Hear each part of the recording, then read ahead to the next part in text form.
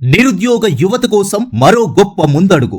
తన అత్యుత్తమ శిక్షణతో 3000 మందికి పైగా విద్యార్థులు బ్యాంకు ఉద్యోగాలు సాధించడానికి ప్రధాన కారణమైన Nandyal banking coaching centre chairman and managing director Shri GV Satish గారు ఎల్లప్పుడూ విద్యార్థుల సంక్షేమం గురించి ఆలోచిస్తూ మరో ముఖ్యమైన కార్యక్రమానికి శ్రీకారం చుట్టారు.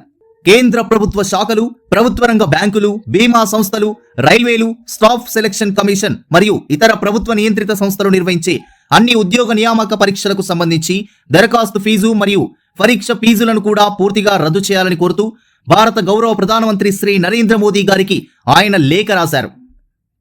నిరుద్యోగ అభ్యర్థులు ప్రతి సంవత్సరం SBI, IBPS, RRB, insurance, SSC, railways వంటి అనేక పోటీ పరీక్షలకు దరఖాస్తు చేయాల్సి వస్తోంది.